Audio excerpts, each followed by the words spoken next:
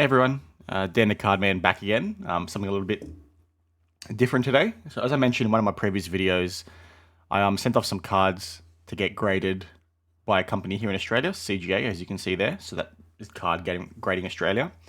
Now, there's quite a few grading companies in Australia that have popped up recently, but these guys have been around, I think, for close to 10 years now.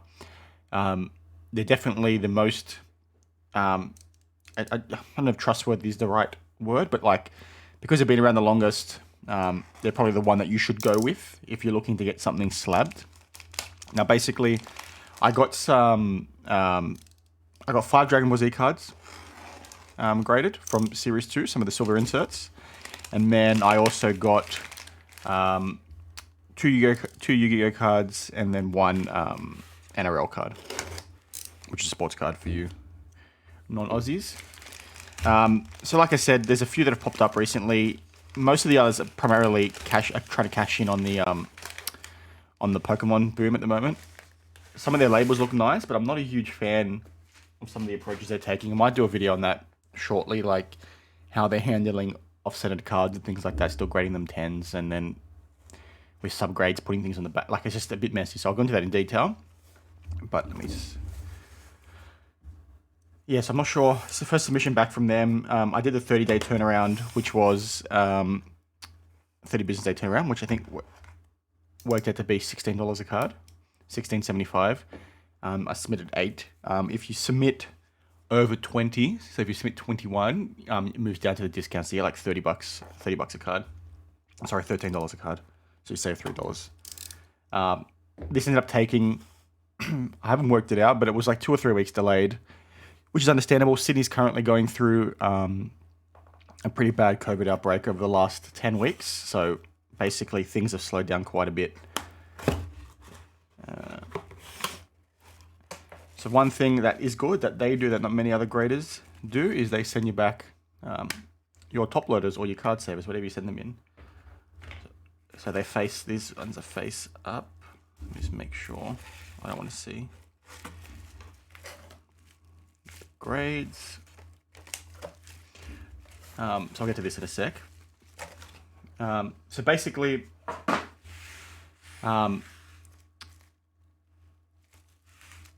this is a bit more about them.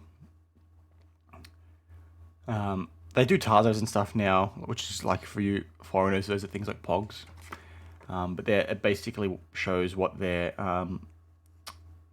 turnaround times are and the costs. So like I said, these are the $16.50 economy, which is 30 business days. They end up taking longer. They do a bulk service, and they also do, what's really cool is they do a raw encapsulation service, which is $9.90 a card.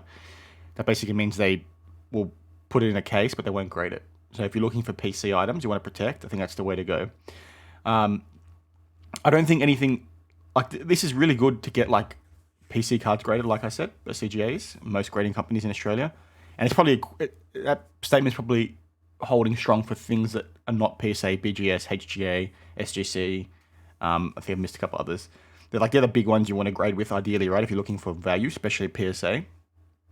But in the interim, given that their process is so long, if you're looking to get something encapsulated for your PC or just to solidify a grade, because these guys grade pretty stringently, and then try and make a few bucks on the secondhand market, you can.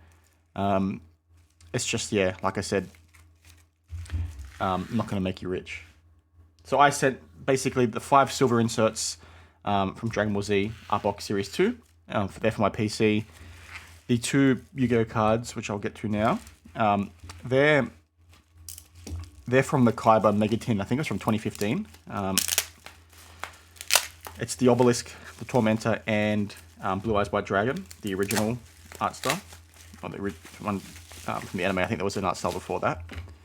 I think initially I was talking to myself, my wife, about keeping these for my PC. Everything here was initially meant to be a PC for the PC basically, but now I'm thinking I might sell the 2 Yu-Gi-Oh cards, to be honest. I'll just get everything out. So there's the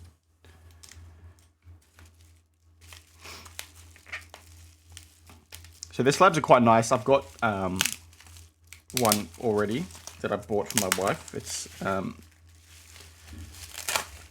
it's taking a bit longer to unpackage everything than I thought. I bought her an Eevee, one of the Full Art sets. She's a big fan of Eevee, so I was like, I found it pretty cheap on eBay, so I thought I'd just get her that to see what it is while I waited for these to arrive. All right, nice. So, like I said, there should be 5 of these. Yep, there is. That's my NRL card. These are 2 Yu-Gi-Oh! So let's go with the first Yu-Gi-Oh! All right, so these guys don't do subgrades. They do something really cool where for $1 extra, you can purchase, it's like a certificate. If you look at Becca Boy on YouTube, he goes into that in detail because they've stopped offering that for the time being, if I recall. But that basically shows a breakdown, detailed breakdown of why your card graded the way it did. It goes through in so much detail, which is really cool. So if they do bring that back, I would definitely get it. But let's see what. So this is the Obelisk the Tormentor from the. Sorry, there's a lot of glare. The Collector Tin, which is the Kyber one. And then let's see what grade we got. 9. So that's. I was expecting, to be honest, these getting 10s, to be honest. I should have said that from the start. But from what I've heard, these guys do grade quite harshly. I was expecting both the Obelisk and the Blue Eyes to get 10s, but let's see how that turns out. I'm not sure why, like maybe the centering's off. I didn't look through these in detail, to be honest. The centering's off, yeah. Left to right and top to bottom. So that's probably hindered it a bit. And then, let's see. Anything on the front that we can see? Not particularly. I didn't give these cards a clean either before I sent them in. Like, there might be fingerprints on there. Who knows? But basically, that's what they look like. I've seen some people recently talk about how the glare's quite bad. Give me 1 sec. Give me 1 sec. Let me just pause the video. Okay, I'm back. Sorry about that. I'm not sure what's up with my lighting today, so I apologize. It's like I'm a bit surprised with the 9. These were pretty much packed fresh. I never played them, so it's probably because there was probably fingerprint on the front and then definitely on the back. The centering is off, top, bottom, left, right, which is fair. I sort of sent these in without thinking too much. But that's fine. Okay, let's check this Blue Eyes. So hopefully this is a bit better. Obviously an OG looking card. Centering again is off on the back, so let's see, it's probably a 9 or a 9.5. 8.5, okay, that's fair. So like I said, these guys do grade quite harshly. There's been a lot of talk recently with people complaining about them giving away too many 10s, but from what I've seen, like I think they're pretty fair, to be honest. So I'm wondering if the card had some damage. Like I said, they were never played. Probably fingerprints, maybe. Bit surprised. But yeah, it is what it is, right? So this is what I'm expecting a 10 for, to be honest. Because again, centering looked good to me, even though it's actually, no, it's not. You can see there, it's like quite, the press is quite off. So it's probably about 8 or an 8.5. There you go. That's fair. Again, this is a PC card. I think I would have sold it if it was a 10. But I bought this years ago for $15. It's happy to keep in the slab. I'm a huge Parramatta fan. This is a case card, which basically means you get one of these per case. So it's pretty rare to hit. I think there was 2 of them, but you can see it's like, I didn't realize it was so. This is how little I checked when I sent these in.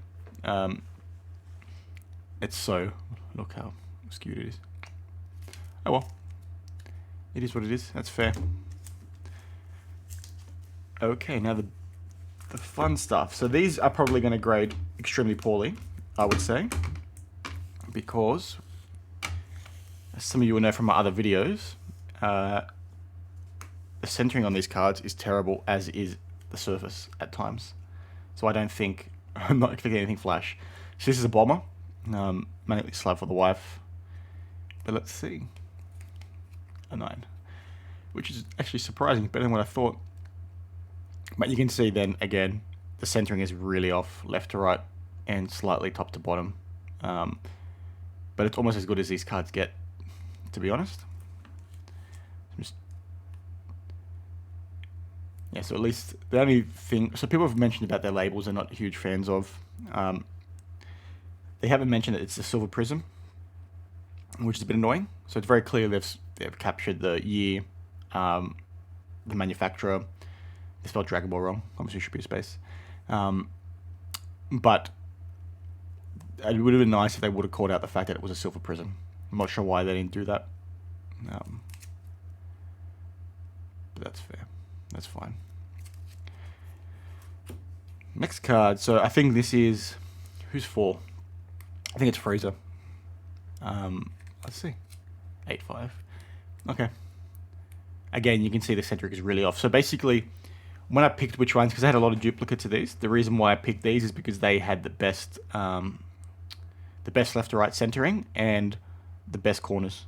Some of the others were damaged and or had surface scratches, which again is quite common. So I'm expecting everything to be at this range. I'm not expecting any 10s, to be honest. I'm not expecting anything above a 9. So I was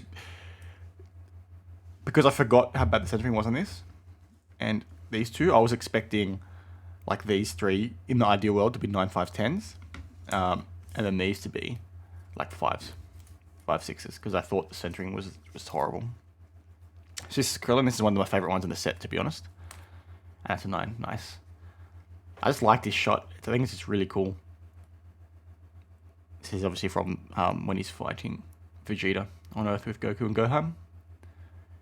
It's just really cool. It looks even better in the gold, to be honest. So you can see I've sent in 5 because this is just a test run. I'm probably going to... I was going to send in the other 5 from the silver insert set, and then my plan was to do the same for Series 3, and then when I got the golds, do the same with the golds.